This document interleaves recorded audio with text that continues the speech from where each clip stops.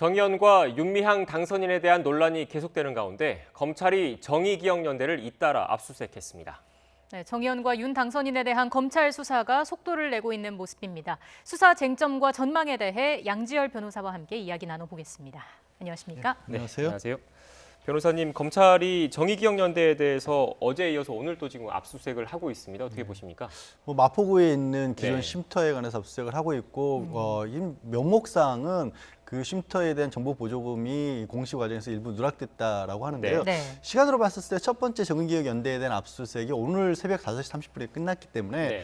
여기 이 기존에 압수수색을 한 곳을 통해서 어떤 자료를 보고 그걸 연관지어서 다시 추가 영장을 발부받았다고 보기보다는 네. 이미 이제 기존에 영장을 발부받을 때부터 정의기억연대가 관리하고 있는 곳에 복수의 압수수색 영장을 받은 게 아닌가 하는 생각이 듭니다. 예. 네. 어제 검찰이 두 곳을 압수수색해서 12시간 만에 종료가 됐는데 이례적으로 좀 빠르게 진행이 된 것 같아요. 이 부분은 사실 오후 5시에 시작을 해서 말씀드린 네. 것처럼 오늘 오전 5시 30분이니까 12시간 가량을 예. 압수수색을 한 건데 굉장히 이례적이죠. 시간이 긴 것이 이례적이기도 하고 아마 이건 오후에 영장을 발부받자마자 바로 집행이 들어간 것으로 보입니다.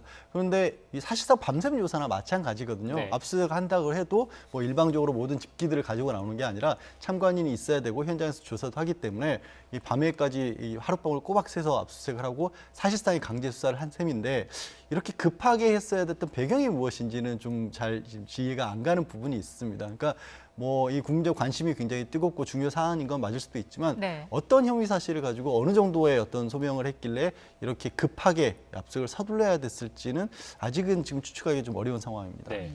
검찰이 이틀째 추가 압수수색을 진행을 하고 있는데 아무래도 회계 관련 자료 확보의 목적이 있겠죠? 그렇습니다. 지금 사실 이제 언론에서 의혹을 제기했던 부분들은 이제 국세청에서 공시를 한 부분입니다. 네. 국세청 공시를 했다라고 하는 부분은 그곳의 일부 기부금이 됐든지 간에 아니면 보조금이 됐든지 간에 네. 정확한 명목이 기재되어 있지 않고 일부가 누락돼 있다라는 부분들은 사실 정의기억연대에서도 인정을 한 부분입니다. 네. 그런데 그것과 실제 모든 돈이 출금되고 입금되고 한 부분들이 내역되는 회계 장부는 구별을 해야 되거든요. 그러니까 단순히 국세청 공시 자료에 누락했다라고 해서 그게 바로 범죄로 연결되는 건 아닙니다. 네. 그래서 저도 이제 말씀드린 것처럼 이렇게까지 급하게 압수수색을 한 이유를 잘 모르겠다라고 말씀을 드린 거고요. 검찰은 회계 장부를 이제 당연히 압수수색을 할 것이고 가장 중요한 목적이 될 것인데 다만 조금 이것도 좀 마음이 걸리는 것은 일단 행정안전부에서도 감사를 하겠다고 했고 네. 정의기억연대에서도 이 공인회계사 쪽에 적극적으로 이 감사를 의뢰를 한 상황이었다라고 네. 했는데 그래서 검찰이 압수수색을 하게 될 경우에는 그런 절차들은 다 이제 사실상 불가능해져 버리는 거거든요. 네. 모든 게 다 검찰 손으로 넘어가는 그런 상황이어서 이렇게 서둘렀던 배경에 대해서는 조금 더 이제 검찰의 입장 같은 것들이 혹시 있다면 좀 들어보고 싶은 상황입니다. 그 의혹들을 하나씩 좀 짚어보겠습니다. 일단 윤 당선자가 개인 계좌를 통해서 모금한 그 금액들을 기부금들을 제대로 사용하지 않았다는 의혹이 먼저 일고 있습니다. 네.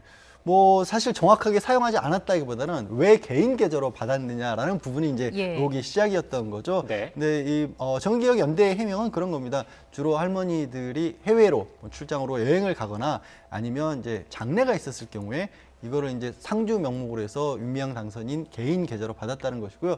이거는 어떤 면에서는 분명히 부적절해 보입니다. 개인적인 어떤 그 다른 기존의 정기억연대에 가지고 있는 계좌와 구별하기 위한 목적이라 할지라도 공식적인 단체가 있기 때문에 어디까지나 개인 계좌로 받는 것은 좀 부적절해 보입니다만은 그것과 그것이 유용됐느냐의 문제는 조금 완전히 다른 차원의 문제가 되는 거거든요. 네. 일단은 그 부분에서 정기억연대에서는 이제 상주 역할을 주로 장례에서는 했었고 이 조의금으로 받은 것이었기 때문에 나머지 부분은 장례 절차에 쓰고 남은 것은 이제 할머님의 유지에 따라서 이용을 했다라고 밝히고 있습니다. 네. 윤 당선인의 개인 재산과 관련된 의혹도 제기가 됐습니다. 보통 그 국회의원 이제 출마를 하려면 비례대표 후보라고 하더라도 중앙선관위에 재산 신고를 하지 않습니까? 이제 미래통합당 곽상도 의원이 관련해서 이제 의혹을 제기를 했는데 선관위에 신고한 현금 3억 원 가운데 기부금이 포함됐을 가능성을 제기한 거거든요. 어떻게 보십니까?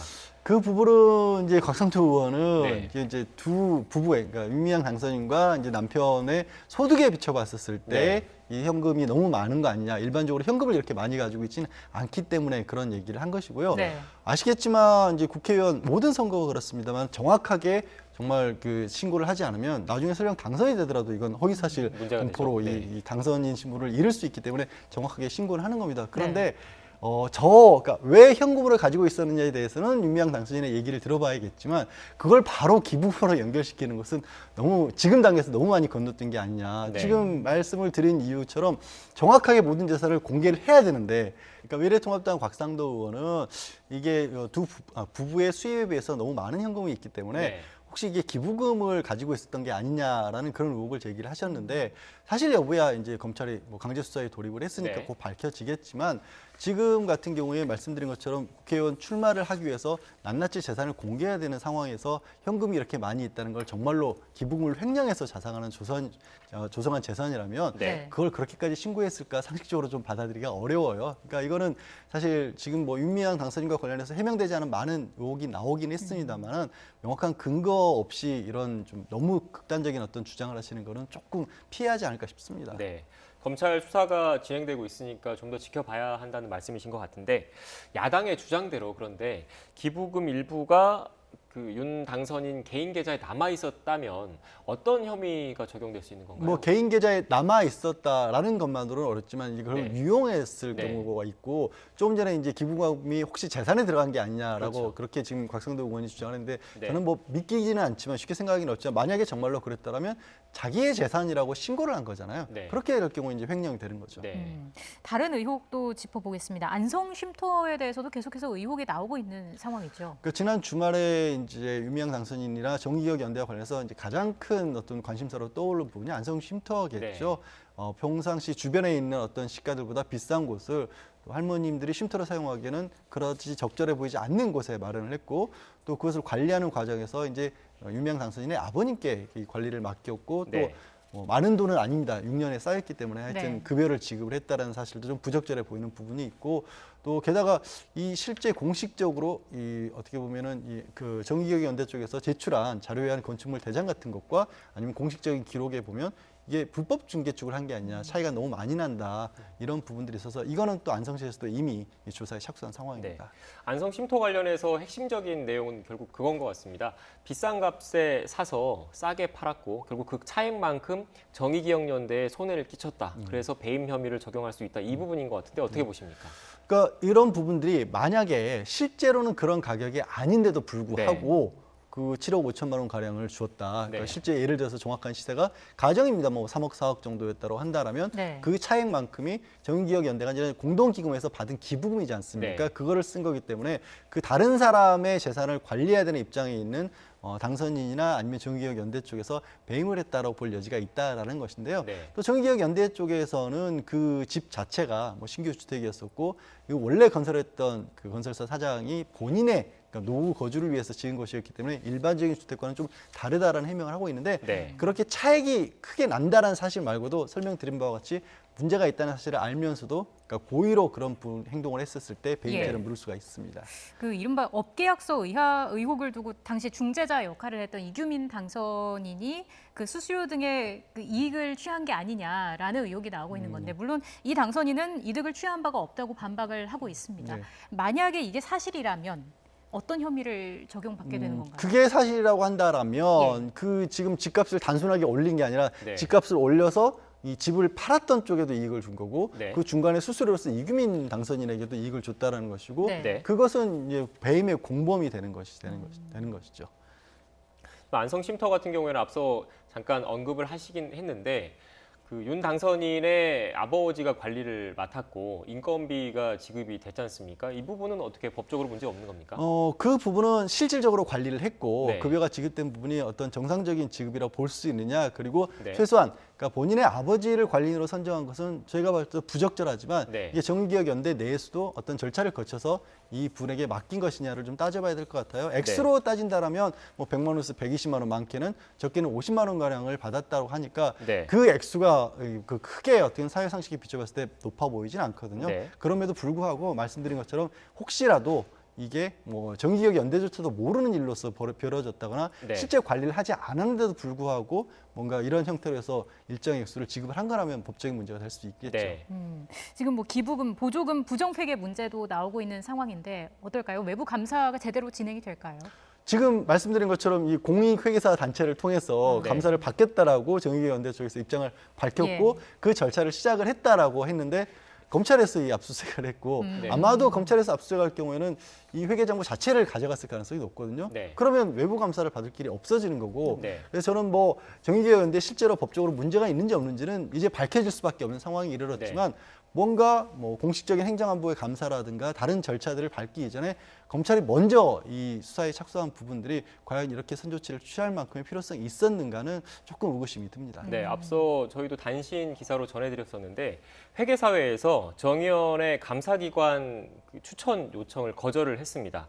그러니까 그 공인회계사의 추천 거절 이유가 감사기관을 추천해달라고 정의연이 요청을 했는데 이제 검찰 수사가 시작된 상황에서 감사기관 추천은 부적절하다고 판단을 했다. 그리고 조만간 이런 입장을 정의연 측에 통보할 예정이다.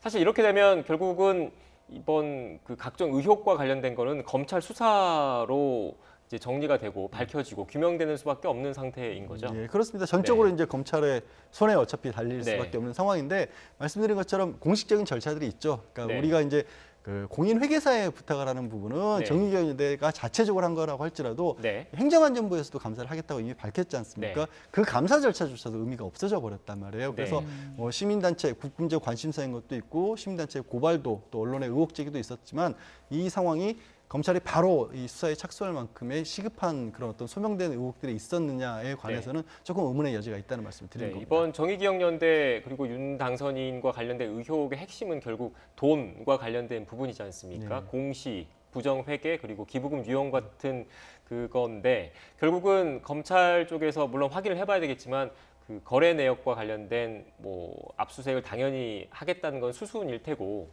이게 뭐 큰 대형 회사도 아니고 대기업도 아니고 대그룹도 아니기 때문에 거래 내역을 그 압수수색을 해서 받아보고 분석을 해서 규명하는 거는 그렇게 오래 걸리는 작업은 아닐 것 같다는 생각이 그렇게 들거든요. 오래 걸리진 않을 것 같아요. 예. 이제 공시 부분에 있어서는 말씀드린 네. 것처럼 공시라는 것과 회계장부는 구별을 해야 되는데 네. 공시에 있어서는 부실하게 기입을 했다는 것을 이미 정의기억연대도 네. 인정을 했습니다. 근데 그것만으로 바로 범죄가 되는 건 아니고 그렇죠. 결국에는 이제 국가 보조금을 받은 부분도 네. 있고요. 또 이 국민들이 성금으로서 기부를 했던 부분들이 있고 네. 별도의 목적 내지는 별도의 그 계좌를 통해서 또 받은 따로의 기부금 같은 것들도 있기 때문에 네. 그런 것들이 정의연대에서 적절하게 집행이 됐느냐 그리고 들어온 돈과 나간 돈의 흐름이 어떤 것이냐 이런 부분들은 이제 시간이 조금 걸리는 부분이 있다라면 네. 뭐 앞서 말씀하신 것처럼 여기가 무슨 기업은 아니기 때문에 복잡하진 않겠지만 관계자들이 굉장히 많습니다. 네. 예. 그러니까 소액이지만 어찌됐든 굉장히 많은 액수들이 있을 거기 때문에 네. 그거를 이제 비교 분석하는 데는 시간이 좀 걸릴 수도 있겠죠. 네. 그럼 앞으로 개인 계좌를 압수수색한다거나 이런 가능성도 있을까요? 충분히 가능성이 있어 보입니다. 뭐 검찰이 어차피 강제 수사에 착수를 했고 네. 또 영장까지 발부를 받았고 혹시 지금 이제 정말로 발부받은 영장에 의해서 정의기억연대 자체가 가지고 있는 회계장부에 뭔가 문제점이 있다라고 밝혀진다고 한다면 윤당선인 개인에 대한 어떤 수사도 불가피하겠죠. 네, 알겠습니다.